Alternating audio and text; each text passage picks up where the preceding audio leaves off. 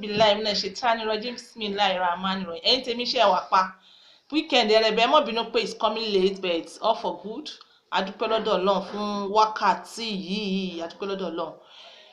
Àwọn èèyàn kan máa confuse kan ṣá, nǹkan tó yẹ kẹ́ confuse wọn máa confuse but it's good. It's good. Islam ò lòdì sí pé kẹ́ ẹ fẹnu sí ọyàn ìyàwó yín kẹ́ ẹ fà á o. Omi ọmú ló kò gbọdọ̀ kàn síbẹ̀. Islam ò sọ pé kẹ́ ẹ bára yín ṣeré níbi tó dáa, kẹ́ ẹ tínkù ẹ̀ kí orí ìyàwó kó tanná pinpin, kórí ọkọ náà kó tanná. Kí là ń pè yẹn? Ìfẹ́ là ń pè é. Nǹkan tó máa jẹ́ kádùá àgbà ni because inú ìyàwó rẹ̀ ó dùn sí ẹ because ó ti múnú rẹ̀ dùn. Ẹnu ẹ̀yin méjèèjì dẹ̀ ní inú ara yín ó dùn síra yín because ó rí pé ó farabalẹ̀. Islam ò ní kẹ́ ẹ mọ́ fọwọ́ tínkù ibi tẹ́ ẹ fẹ́ fọwọ́ tínkù especially níbi tá à ń wí yìí, níbi orí ọyàn tó mọ̀ pé ibẹ̀ ni weak point ẹ̀ tínú rẹ̀ ó sì dùn. Islam kò sọ pé kẹ́ ẹ mọ́ ṣe yẹn. Islam ò ní kẹ́ ẹ mọ́ fọwọ́ kan ibẹ̀. Islam ti sọ fún yín pé ẹ mọ́ wà ìyàwó yín bíi ti tẹran, ẹ bára yín ṣeré kísìsì touching ara ẹ̀ náà ni ibi tẹ́ ẹ fọwọ́ kàn.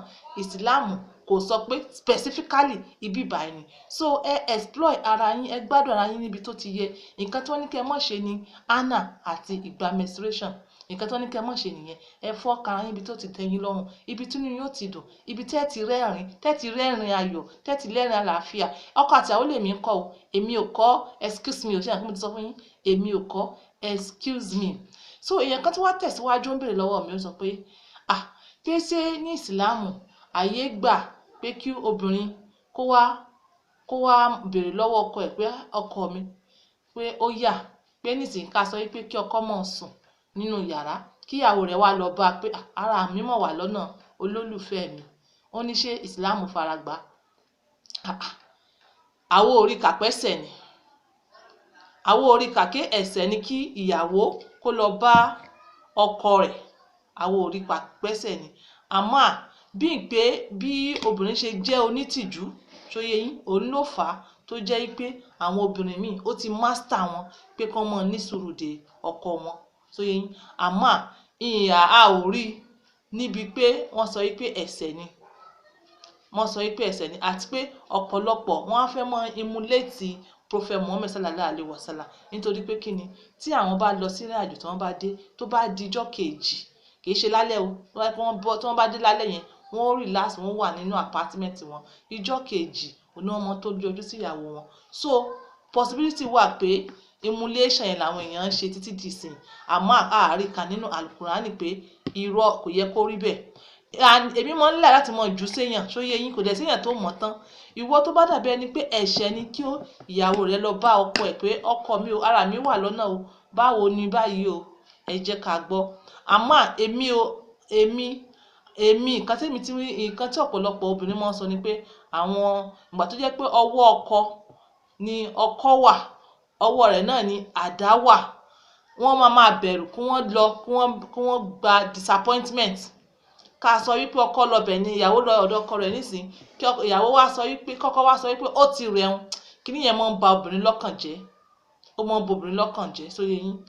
So nítorí ẹ̀ ni àwọn obìnrin wọ́n choose even self tí wọ́n bá nífẹ̀ẹ́ kínní dáadáa wọ́n choose láti wà calm wọ́n choose láti dákẹ́ mọ́ra. Àmọ́ a ò rí kà nínú hadith àbí nínú Quran pé ẹ̀ṣẹ̀ ni kí ìyàwó lọ bá ọkọ rẹ̀ pé ara ọkọ mi o kíní wù mí ṣe. Ìwọ tó bá rí pé orí ń bẹ̀ ẹ jọ̀ọ́ moderately tó bá fẹ́ kí wọ́n rí comment ẹ kà ẹ comment pẹ̀lú ọgbọ́n orí. Èmi ò fẹ́ àwọn kan mọ bí wọ́n ṣe máa ń kọ nǹkan tó yẹ kó wọ́n kọ. So mo fi sọ pé èní ọkùnrin ni ọkọ àti ìyàwó ni àwa ń kọ́ alẹ́ ẹrẹbẹ. Then ẹ jẹ́ kí wọ́n á fi lè fi ṣe conclusion. Nǹkan kan púpọ̀ ń ṣẹlẹ̀ láyé ìfà. Nǹkan kan púpọ̀ ń ṣẹlẹ̀ tó yẹ pé a dẹ̀ ti trace ẹ̀ pé upbringing òun ló fà á. Mi ní sọ̀rọ̀ púpọ̀ ní orí títì ní conclusion yìí bẹ́ẹ̀ mo kàn fẹ́ mẹ́nu bà pé ìwọ ìyá ìwọ bàbá ǹjẹ́ wọ́n ń ṣe sex education fáwọn ọmọ ẹ̀? Islam ò sọ pé haram ni. Ǹjẹ́ wọ́n ń kọ́ ọmọ rẹ ọkùnrin bí wọ́n ń kọ́ ọmọ rẹ̀ obìnrin ní sex education ẹ rí i pé ọ̀pọ̀lọpọ̀ deformities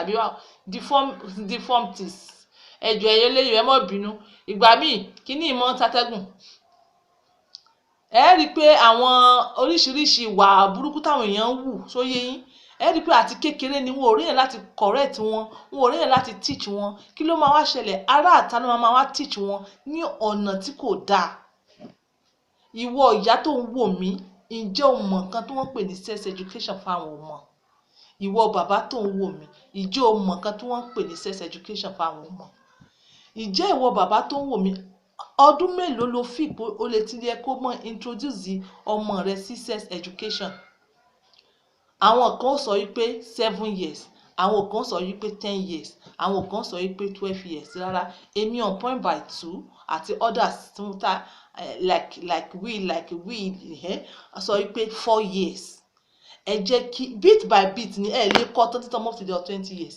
tó ní ó fi wá dángájá fúnra rẹ̀ ẹ máa kọ́ ní díẹ̀díẹ̀ ni ẹ start from age 4 ẹ jẹ́ kó mọ̀ yàtọ̀ pé èmi o obìnrin ni mí ìwọ ọkùnrin ni ẹ jẹ́ kí wọ́n mọ̀ yàtọ̀ ẹ jẹ́ kí wọ́n mọ̀ orúkọ bí tó ẹ̀yà oríṣiríṣi ń pè tí wọ́n ń pè like this part is called the breast, this is the nipples, this is the ẹ jẹ́ kí àwọn ọmọ yẹn mọ̀ this is your male organ, this is your male organ, this is your whatever, this is your ẹpọ̀n, this is your what ẹ jẹ́ káwọn ọmọ yẹn understand bí ẹ jẹ́ kí wọ́n understand ara wọn láti kékeré dẹ̀ ẹ wàá tẹ̀síwájú because a ṣáà ti rí issues mi ní pẹ́ lórí mo sì fẹ́ kọ̀ tẹ́ǹsì a ṣáà ti rí issues tó yẹ pé ọmọ kékeré àárí ọmọ àgbàlagbà wọn lọ sọ pé lọ rape ọmọ kékeré if tí ọmọ kékeré yẹn bá ti understand motive ọkùnrin yẹn pé bó ṣe ń mú un lọ yẹn nǹkan tó fẹ́ ṣe lélẹ̀ ṣé ẹ mọ̀ pé ọmọ yẹn possible kó kígbe kó sá yes I'm gonna continue again next time. This is On Point by 2 bringing my voice to you live. Bye for now.